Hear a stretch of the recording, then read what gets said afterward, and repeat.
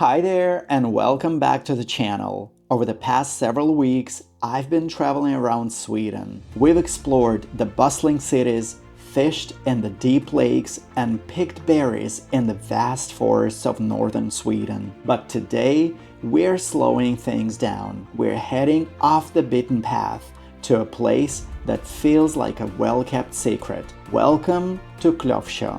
In just one day, we're going to experience the heart of Swedish village life. We're visiting a historic brewery, stepping into a traditional bakery with the smell of fresh sourdough, and meeting the sheep at a local farmstead dairy. From Sundsvall to the capital to the forests, we've seen a lot of Sweden, but today we're tasting it. Let's go. Tucked away in the heart of Jämtland, the village of Klövsjö is a hidden treasure of northern Sweden. If you're looking for local food, craft beer, and true Swedish hospitality, there is one spot you can't miss: Klövsjö Gårds Bryggeri. This isn't just any restaurant. It's a microbrewery and farm-to-table dining experience set on a historic farmstead. The moment you step inside, you're greeted by the warm aroma of malt, wood-fired dishes, and maybe even a crackling fireplace in winter. And the food? Think traditional Swedish flavors with a creative twist. What makes this place special is its connection to the land. Many ingredients come straight from nearby farms and forests, keeping the Nordic culinary tradition alive. And if you visit in winter, imagine enjoying a dark, malty ale by the fire after a day of skiing at Klövsjö Berg, just a stone's throw away. Here we're entering a greenhouse that the restaurant has right next door. And as you can see, the smell. As you can see here, they grow different herbs and vegetables that they use to make the food. This is truly 0-kilometer produce. Klövsjö itself is a paradise for nature lovers, and this brewery restaurant is the perfect reward after adventure. It's a place where locals and travelers gather, sharing stories over great food and drink, the essence of Swedish lagom living. The area around the restaurant is well taken care of. While you're waiting for your food, you might as well take a walk around the place, have a look and enjoy the flowers and different produce that they have. And yeah, have a look at their terrace. The patio is very nice. I think it's the best in the summer at least. It's just the best to take a seat at the patio and enjoy the fresh air, the warm weather, and the nice food. So, if you're exploring northern Sweden, make sure to add Klövsjö Gårds Bryggeri to your list. It's more than just a meal. It's a taste of Jämtland's soul. Cheers! So, our visit to Klövsjö has come to an end, and it's time to move on. After the restaurant, we're having a stop at this bakery, Klövsjö Bakery. Let's see what they got on offer. Here are the desserts on offer.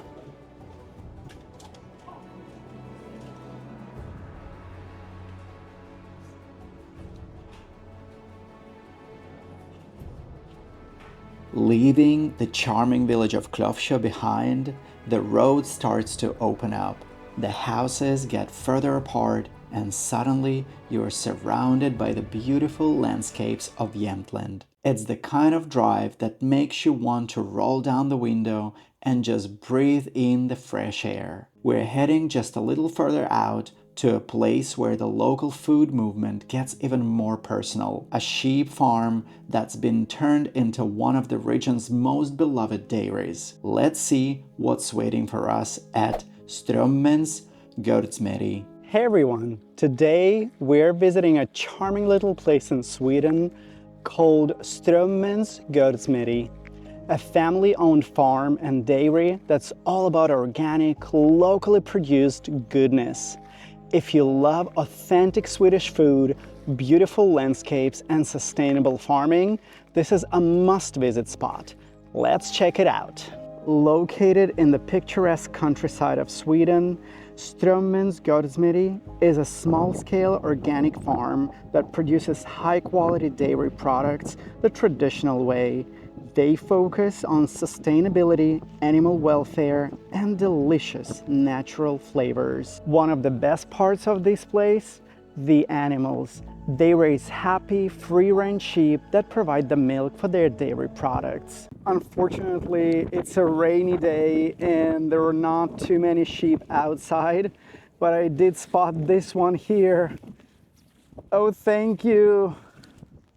Thank you so much for being here. You helped me make my video. Yes, baby. All right, bye-bye, little sheep. Strömmens Gårdsmejeri makes everything on site. Yogurt, cheese, ice cream, and more. They avoid artificial additives, so the flavors are pure and fresh. Let's see how they do it. So here is their self-service shop. You basically get inside here. You can see and read all the information about the shop. All right. And this is where you can buy their products. So here we can see ice cream that we're gonna have at their cafe later on. There is some marmalade. This is not their marmalade. I think it's their, I don't know, their partner or something like that. And of course, a variety of cheeses.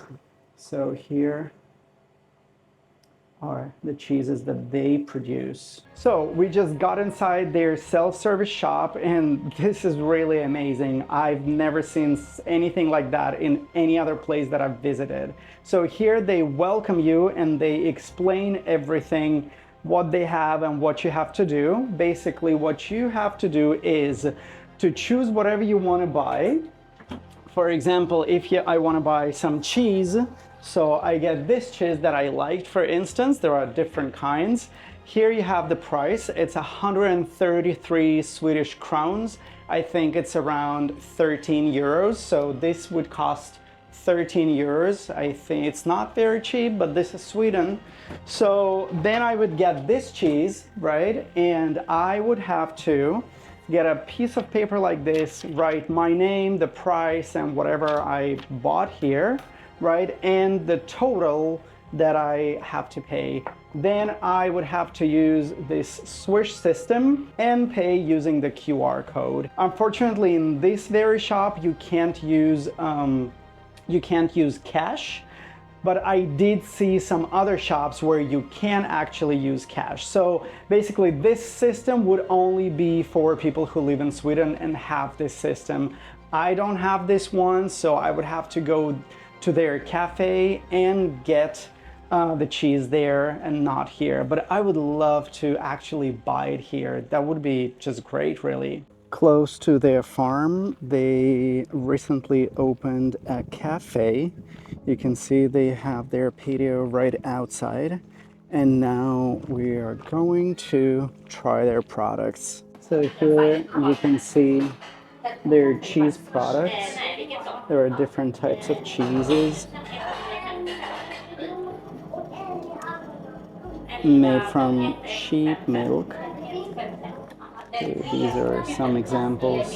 So here we ordered a cheese platter with some fruit and jam. So this is another type of quiche with some cheese, eggs, and some kind of herbs. So now we're gonna try this cheese thing, which is a type of quiche, I guess, or whatever that is.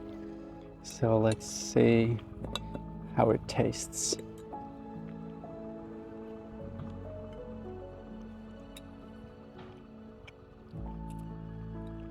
Yeah, I think it's a quiche.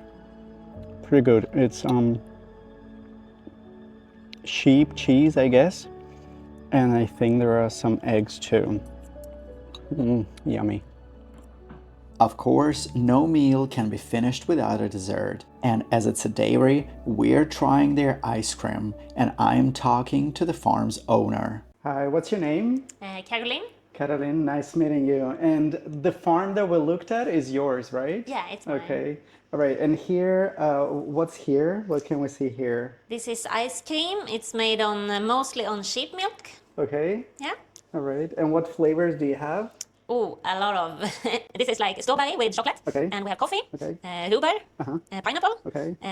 Raspberry. This is mashed chocolate pieces. Okay. And Yeah, this is like stracciatella. yeah, and like pears. Pear, yeah, and pear, vanilla. okay. And this is mostly made from sheep milk, Yeah, right? I You have said. one who is on berries and the water, so it's a okay, sorbet. sorbet. Yeah, okay. but everyone else is on sheep milk. Okay. And do you make your cheese here as well? At the farm. At the farm. Yeah, okay. at the farm we make all the cheeses and the ice cream. And the cheese is here that you're selling, right? Yeah, right that's here. my cheeses. Okay, great. And what about the jams? Is it also from your farm? No, or? the yams we buy in from another. Okay. So those is the only thing we doesn't make ourselves. Okay. So we All make right. the cheese and we make the ice cream. All right. Thank you so much. Thank you. Thank you. All right. You have a great farm. Thank you. Thank you. Okay, so now we're gonna try their ice cream. We have different flavors: wild strawberry, cherry, vanilla, coffee with chocolate and whatever. I don't remember, hazelnut, I think. So, and this is all made from sheep milk. So let's try, for example, wild strawberry. Amazing. As we finish the last spoonful of that incredible sheep milk ice cream, I can't help but feel like we've just experienced something really special. From the warm malty aroma of the brewery, to the fresh bread at the bakery, and finally to the green pastures of this family farm. Today was a reminder that the heart of Sweden isn't just in its cities and famous landmarks, it's in places like these ones. But we have one final stop ahead, and it was worth the wait.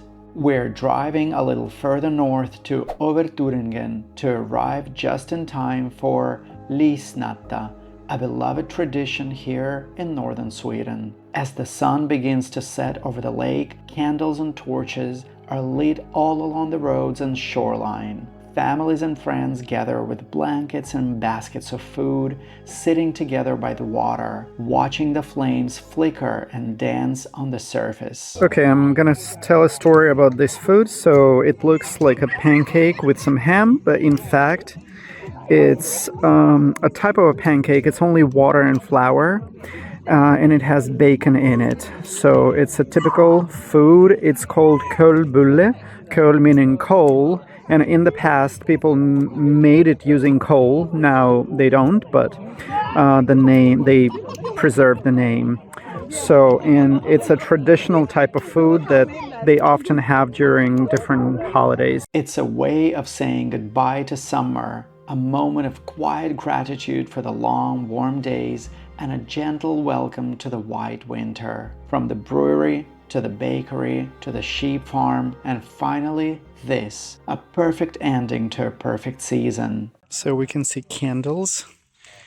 So they're burning candles because it's the last Saturday of August, and this is when they're celebrating the end of summer. So this holiday originated in Finland, we think, at least, and it's a way of saying goodbye to summer and welcome autumn. And it started as a way of clearing out all the debris and all the junk from summer. And so you made these big bonfires with junk, and you burned them, and you had all the food that was left over, you ate everything, so you just cleared everything out to get ready for autumn. And so that's why it's called like the lights, and that's why we celebrate it by the lake. And there's actually a few places in Sweden who celebrate this now, so yeah. What's the name of the holiday? It's called Ljusnatt, so light up the night, Light I up would the think. Night. All right. Yeah. All right, thank you so much. And what's your name again? My name is Sonia. Okay, Okay, great. Thank you. Thank you. And with these flames flickering against the night sky, our journey through northern Sweden comes to an end. Thank you for joining me. If you enjoyed this trip, subscribe to MyOneDayTrips for more adventures. Hej då, and take care.